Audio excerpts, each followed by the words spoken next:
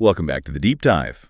Today, we're really getting into the wiring of your home, the nervous system, you could say. And this isn't just about, where to plug things in. We want to get a real working understanding of the core components, the power branch circuit and those convenience outlets, the COs. The idea here is to equip you with that detailed sort of code-level knowledge, knowing what makes a system not just work, but work safely and properly. Absolutely. And that difference, functional versus safe, that's key. Because, look, the power branch circuit is basically the energy pipeline. Starts at the main panel board, right, the electrical hub of the house.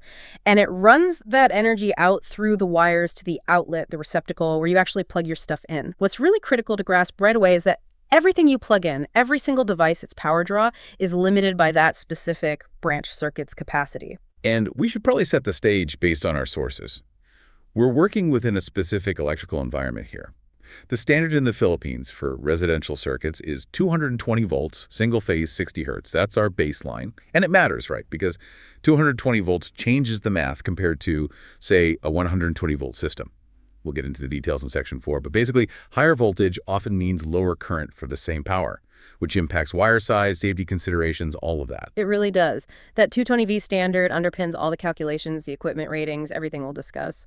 Okay, so our mission for today, laid out. We're going to define the different kinds of outlets you'll find. We'll explore the absolute must-know safety features like grounding, like GFCIs. Then we get really practical. Where exactly these outlets have to go according to the rules, the placement codes. And finally, we peel back the curtain on the electrical math, the load schedules, the watts, volts, amps that makes the whole system safe and prevents overload. Connecting the rules to the reasons, essentially. Right. Let's start at the point of use, the convenience outlet, or CO, the electrical receptacle. It's the main power tap in the room. You plug in, device turns on. Simple enough on the surface, but things get complicated pretty quickly depending on what you're plugging in, don't they? They really do. And that immediately brings us to a crucial concept. The dedicated power branch circuit. Now, this isn't just like a good idea sometimes. For certain appliances, it's a strict requirement.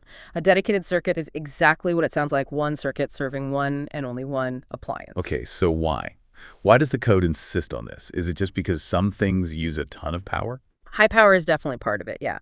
But it's really about two things. The size of the load and the type of load. We're mainly talking about appliances with motors, or things considered a continuous load, stuff expected to run for 3 hours or more straight.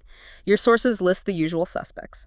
Electric ranges, dishwashers, definitely refrigerators, garbage disposals, air conditioners are a big one, water pumps, clothes dryers. Right. Take an air conditioner. That might run all afternoon, maybe all night. Why is that a problem on a circuit shared with, say, lights and a TV? Well, connecting it back, the issue isn't just the average power draw. It's two things, mainly. Inrush current and that continuous load factor. See, a motor, like in your fridge or AC, needs a huge burst of current, the inrush, just for a split second when it kicks on. If that AC is sharing a circuit, that sudden surge could easily trip the breaker, even if the total running load isn't that high.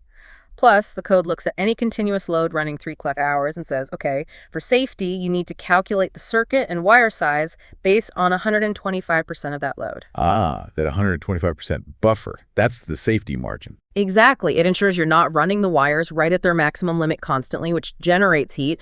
Put too many continuous loads or one big one plus other stuff on a single circuit, and you blow past those safety limits fast. That 125% factor, that's a key engineering detail, man. Building in headroom. Okay, now, looking at the outlets themselves, they're not all the same. Our sources mentioned 5 main types we see in homes. That's right.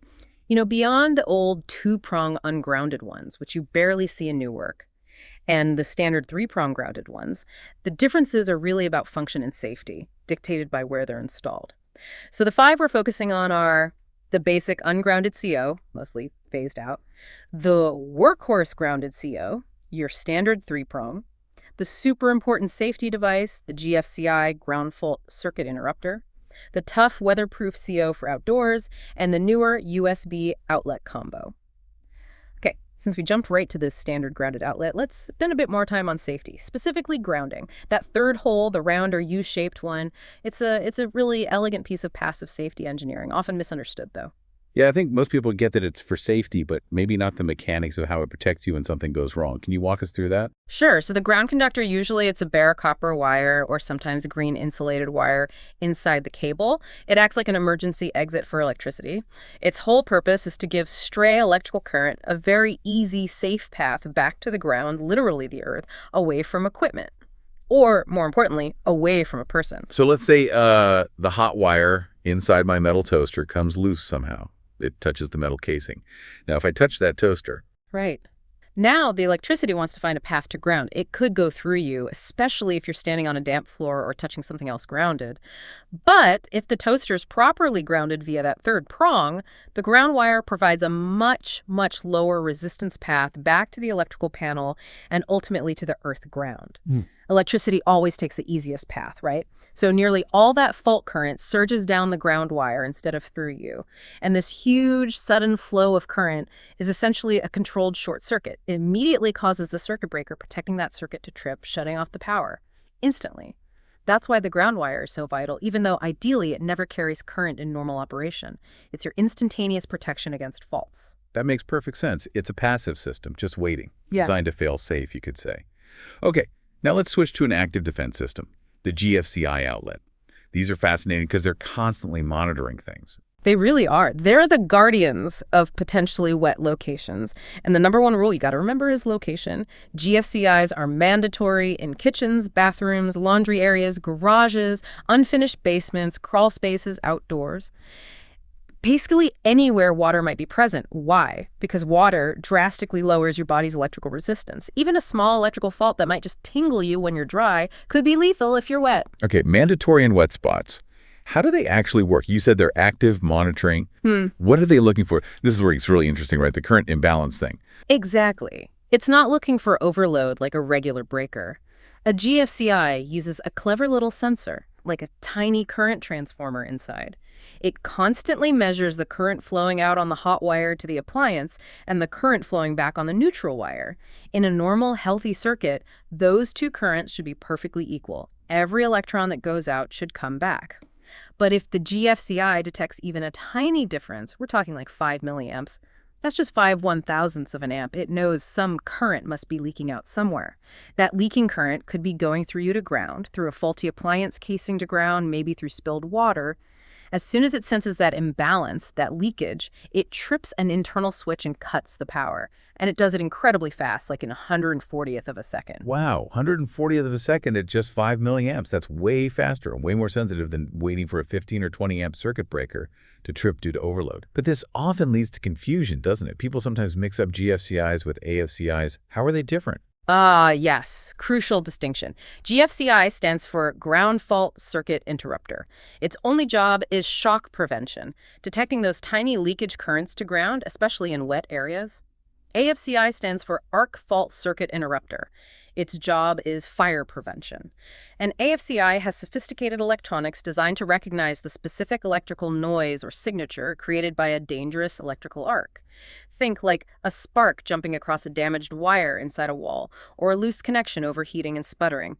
These arcs might not involve a ground fault, and they might not draw enough current to trip a regular breaker immediately, but they can get incredibly hot and start fires. Okay, so GFCI protects people from shock, mostly wet areas. Yeah. AFCI protects the house from fire caused by bad wiring or connections, often required in bedrooms, living areas. You got it. Different technologies for different hazards, both incredibly important safety features in modern wiring. Fantastic clarification. Okay, let's quickly touch on those other specialized outlets before we move to placement, the weatherproof ones. Right, weatherproof outlets. These are specifically designed for outdoor use, exposed to the elements. It's not just a standard outlet with a flimsy cover slapped on. They use materials resistant to corrosion for the metal parts. And critically, they need to have a protective cover or enclosure that keeps water out even when something is plugged in. You often see these in-use or bubble covers. This protects against rain, snow, sprinklers, UV damage, all the stuff that can wreck a standard outlet outdoors pretty quickly. Makes sense. And the last one, the USB outlet combo. Yeah. Pretty self-explanatory. Yeah, mostly a modern convenience.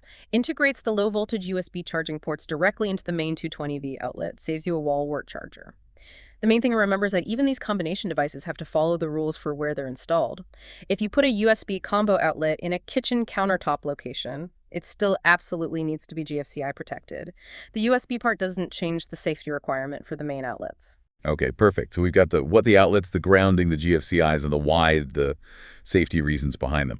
Now let's shift gears to the where. The rules about placement and height.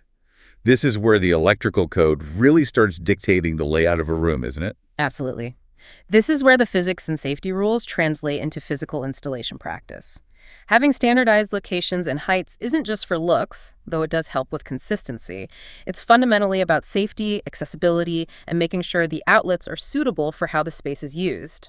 The code tells you where to put outlets, and just as importantly, what type of outlet is required based on that location, especially how close it is to the floor or potential water sources. Right. Let's start with the most common areas, general rooms like living rooms, bedrooms, hallways. What's the main rule governing outlet spacing there? For most standard rooms, the rule you need to know is the 6-foot 1.8 meter and 12-foot 3.6 meter rule. It sounds a bit abstract, but it's quite practical. Basically, it says that no point along the floor line of any usable wall space should be more than 6 feet away, measured horizontally from an outlet. Okay, break that down. If I have a long wall, say 12 feet long. Then you need an outlet placed somewhere along that wall such that you're never more than 6 feet from it. The easiest way to meet that is often to place outlets roughly every 12 feet. So if you start at a doorway, the first outlet needs to be within 6 feet of that doorway. Then the next outlet needs to be within 12 feet of the first one, and so on. Any wall space that's 2 feet wide or more needs an outlet. And the reason behind this seemingly arbitrary 612-foot spacing. It actually has a very specific historical reason: fire safety. The goal is to minimize, or ideally eliminate, the need for people to use extension cords, especially long, flimsy ones draped across floors. Extension cords are a major cause of trips and falls, and overloaded or damaged cords are a huge fire hazard. By ensuring there's always an outlet within 6 feet, which is the typical length of an appliance cord, the code encourages direct plugging in. When you measure this, you follow the wall line, but you don't count doorways, fireplaces, or fixed cabinets as wall space. Got it. Reduce extension cord dependency and the standard height for these general outlets. The typical mounting height for a standard convenience outlet in these general areas is 300 millimeters AFFL. That's above finished floor level. And the AFL part is important. It means you measure from the top surface of the final flooring, whether that's tile, wood, carpet, whatever, not from the concrete slab. This ensures consistency. Okay. 300 millimeters, about a foot off the floor. Now let's move into the kitchen. This space feels like it has its own set of rules for everything. High power use, lots of appliances, water. What changes for outlets here? Pretty much everything gets stricter, yeah. Forget the 12-foot spacing rule we just talked about. In the kitchen, specifically for the countertop areas, the rule tightens significantly. We use the 0.6 meter, about 2 feet, and 1.2 meter, about 4 feet rule. Whoa, that's way closer together, less than half the spacing requirement of a living room. Why such a big difference? It reflects how countertops are used. The code assumes you might have multiple small appliances: toaster, coffee maker, blender, maybe a mixer, all potentially needing power in a relatively small area. So the rule basically says that no point along the countertop wall space should be more than 0.6 meters, 24 inches, horizontally from an outlet. This means you generally need an outlet every 1.2 meters, 48 inches or less along the counter. The goal, again, is to have outlets readily available right where you need them for those countertop appliances, preventing people from stretching cords across the sink, or, worse, using multi-outlet power strips on the counter, which is a definite no-no. Makes sense. Density of use requires density of outlets, and the type of outlet required for these counter spaces. Non-negotiable here. All receptacle outlets serving kitchen countertop surfaces must be GFCI protected, no exceptions. With sinks right there, the constant potential for spills, wet hands, that active shock protection from the GFCI is considered absolutely essential. Right, and the height. Does it stay at that 300 millimeter level? Seems low for a counter. No, definitely not. The height jumps up significantly. The typical mounting height for countertop outlets is between 900 millimeters and 1,000 millimeters AFFL. Maybe even a touch higher sometimes, depending on the backsplash design. This higher placement serves several purposes. It keeps the outlet well above the countertop work surface, generally out of the splash zone from the sink, and makes it easily accessible without reaching down behind appliances. Okay, kitchen rules. Closer spacing, 0.61, 0.2 meter, mandatory GFCI, and higher mounting, 900 1,000 millimeter AFFL. Got it. What about the last critical area? The toilet or bathroom, another high-risk wet zone? Safety is absolutely paramount here. The code requires at least one GFCI protected receptacle outlet to be installed within about 3 feet, or roughly 900 millimeters, of the outside edge of each bathroom basin or lavatory. This is primarily for things like electric shavers, hair dryers, curling irons, electric toothbrushes. The typical height for this lavatory outlet is similar to the kitchen counter height, usually between 900 millimeters and 1200 millimeters AFFL. Again, practical placement near the mirror and sink, but high enough to offer some protection from splashing. Okay, GFCI near the sink. What if there's a major appliance in the bathroom, like those instant water heaters often mounted near the shower area? Ah, yes, the shower water heater. That's treated differently because it's a fixed appliance, often higher wattage, and very close to the shower spray. It must be supplied by a dedicated circuit. And the outlet or disconnecting means for it is usually placed much higher up the wall.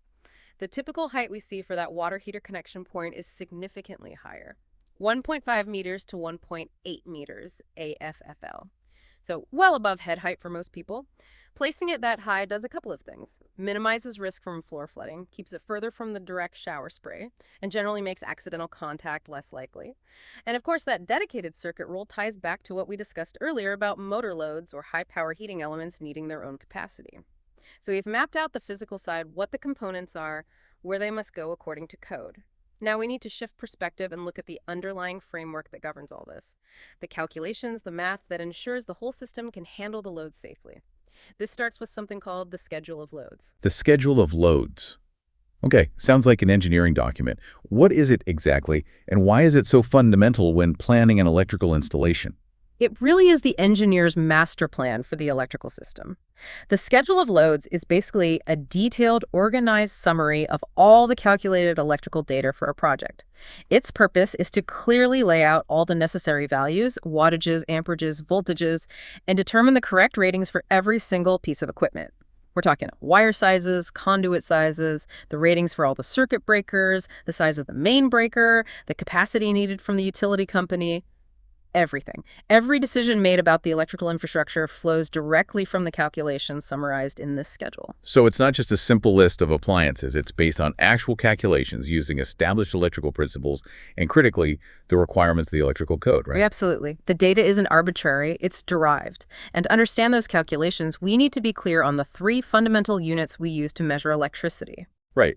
The big 3. Electric power, measured in watts, voltage, measured in volts, and current measured in amperes or amps. Exactly. And it helps to think about how these relate in a practical sense when sizing circuits, maybe more than just reciting textbook definitions. Okay, let's start with electric power, watts. We know it's about the rate of energy use, but how do engineers actually account for it when adding up all the loads in a house? Do they treat all watts equally? Not quite. They categorize the load based on its type because different types have different implications for the calculation. So general electrical devices, think lights, TVs, computers, small plug-in things. Those are typically measured directly in watts, W. But then you have motor loads like the air conditioners, refrigerators, pumps we talked about earlier. While their power can be expressed in watts, they're often rated in horsepower, HP. And engineers know that 1 HP is equivalent to 746 watts. And then for really large equipment, like the transformers you might see serving a building or neighborhood, those are often rated in kilovolt amperes, kVA, where 1 kVA is essentially equivalent to 1,000 watts or 1 kilowatt for calculation purposes. This categorization matters because, as we mentioned, motor loads and continuous loads often need that 125% factor applied in the calculation. Their actual demand on the circuit is treated as higher than just their nameplate wattage rating to account for startup surges and sustained operation. Right, that 125% rule keeps coming back. It's a crucial safety buffer built into the math. Okay, next up, voltage volts. The electrical pressure, we already set our context here at 220 V. Yes, voltage is the potential difference, the force that pushes the electrons through the wires. And sticking with our 220V standard is key. Let's compare it briefly to the 120V standard common in the US, for example. The big implication of using 220V is that for any given appliance with a certain power rating in watts, it will draw less current, fewer amps, than it would on a 120V system. Power lots equals voltage volts x current amps. If the voltage is higher, the current must be lower for the same power. This is a significant advantage. Lower current means you can often use smaller, less expensive wires to deliver the same amount of power safely. That's a major factor in electrical design economics. That's the payoff for the higher voltage standard than potentially smaller wire sizes. Okay, which leads us to the third and arguably most critical value for safety sizing, current, amperes or amps? Current is the actual flow rate of the electricity, the electrons moving through the conductor. Amps measure how much charge is flowing per second. It's the current that generates heat in the wires due to resistance. Too much current for a given wire size causes overheating, insulation damage, and potentially fire. That's why almost all circuit protection fuses, circuit breakers, is designed to react to overcurrent. The whole concept of a circuit relies on this flow, an unbroken path from the power source through the device using the power, the load, and back to the source. And just for clarity, there are two main types of current flow we encounter. Right. You have direct current, DC, where the electrons flow steadily in one direction. That's what you get from batteries, solar panels, and inside most electronic devices after the power supply converts it. And then you have alternating current, AC, which is what comes out of our wall outlets. In a 60 Hertz system like the one we're discussing, the direction of the current flow reverses back and forth 60 times every second. AC is used for power distribution because it's easy to step voltage up and down using transformers, which is essential for efficient long-distance transmission from power plants. Nearly all household appliances that plug into the wall run on AC power. Okay, power in watts, factoring in load type, voltage in volts, our 220V standard, Yeah. and current in amps, the critical factor for wire heating and safety. Now, how do these three come together in that schedule of loads calculation? You mentioned the formula. Right. The fundamental relationship, often simplified from Ohm's law and the power law, is current amps equals power watts divided by voltage, volts, amps, watts, volts. That simple formula governs pretty much everything when sizing residential circuits. Okay, so if an engineer is figuring out the total load for a house, or even just one circuit branch, do they literally add up the wattage rating of every single light bulb socket, every single convenience outlet, assuming someone might plug in a high wattage device? Yeah. That sounds like it would lead to enormous calculations in oversized systems. You've hit on a really important point. If they did that calculate the absolute theoretical maximum load, yes, the required wiring and panel sizes would be impractically huge and incredibly expensive. This is where the electrical code introduces the concept of demand factors. Demand factors are essentially correction factors based on statistics and real-world usage patterns. The code recognizes that it's extremely unlikely, practically impossible, for everything in a house to be turned on and drawing maximum power all at the same time. So demand factors are like code-approved percentages that let the engineer safely reduce the calculated total load down to a more realistic expected maximum load. Exactly. They are stipulated percentages applied to different types of loads. For example, for general lighting and standard convenience outlets in a house, the code might say you calculate the total possible wattage based on floor area or number of outlets, but then you only take the first 3,000 watts or some similar figure at 100% demand. For all the calculated wattage above that initial amount, you might only apply a demand factor of, say, 35%. There are also specific demand factors for things like multiple kitchen appliances or multiple air conditioning units. Applying these factors significantly but safely reduces the final calculated amperage needed for the main service wires and the main circuit breaker protecting the whole house. That's a massive insight. So the process is calculate the theoretical maximum watts for each load type, apply the code-mandated demand factors to get the effective demand watts, sum those up, and then use the formula. Total demand watts, 220 volts, required amps. That's precisely the process for determining the overall service size. And a similar, though simpler, calculation happens for each individual branch circuit. Knowing that final required amperage is the key to safety. It tells the engineer two critical things. One, the minimum size, gauge, or thickness of the copper wire needed to carry that amount of current continuously without overheating and damaging the insulation.